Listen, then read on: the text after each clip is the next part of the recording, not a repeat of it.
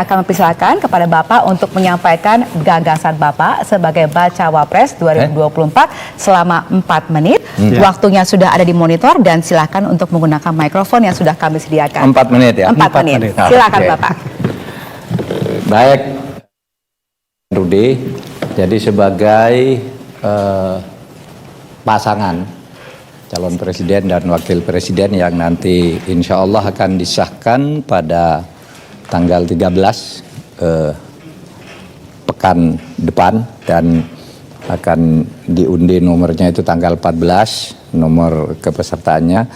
Pasangan Ganjar Mahfud itu mempunyai visi menuju Indonesia unggul, langkah cepat menuju negara maritim yang berkeadilan dan lestari. Nah, itu visinya dinarasikan seperti itu. Jadi ada kata Indonesia unggul, kemudian maritim, gitu. Nah, ini kemudian diterjemahkan di dalam beberapa langkah. Misalnya pertama membangun manusia unggul itu bagaimana menuju masa depan Indonesia itu harus manusianya yang unggul. Lalu yang kedua pembangunan ilmu pengetahuan dan teknologi. Kemudian pembangunan ekonomi, lalu ada pemerataan ekonomi, pelestarian lingkungan hidup, kemudian pembangunan demokrasi yang substantif, kemudian juga ada ikut membangun tata dunia baru. Nah, semua itu karena itu visi yang dinarasikan oleh Ganjar Mahfud ini sebenarnya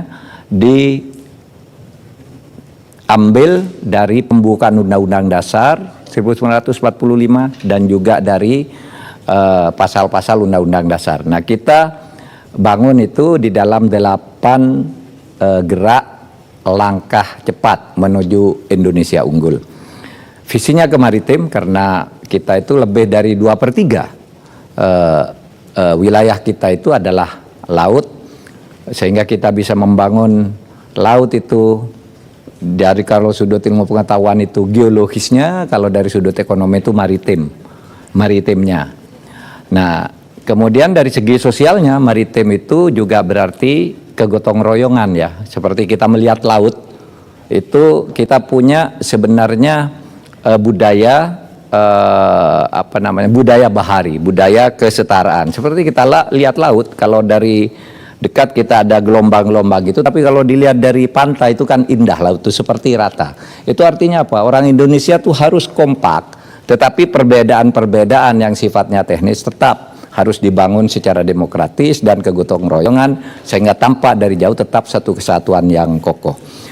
Nah, saya sendiri diberi tugas pada langkah atau gerak cepat yang ke-7, yaitu pembangunan fokus. Maksud saya itu tugas semua dari 8 langkah itu, tapi fokus bagi saya adalah membangun demokrasi yang substantif, kemudian penegakan hukum, pemberantasan korupsi, lalu keadilan, dan membangun tata dunia baru dalam rangka politik internasionalnya. Saya akan fokus ke itu meskipun tanpa menghilangkan kemungkinan untuk mengembangkan visi dan program itu pada langkah-langkah yang lain. Bagi saya kalau bicara soal demokrasi substantif, demokrasi itu harus beradab, pemilu harus jujur dan adil, rakyat harus diberi ruang untuk aspirasi dan menyatakan pendapat. Kemudian ke atas kita harus melakukan penegakan hukum agar tidak tumpul ke atas, ke bawah kita harus memberikan perlindungan hukum.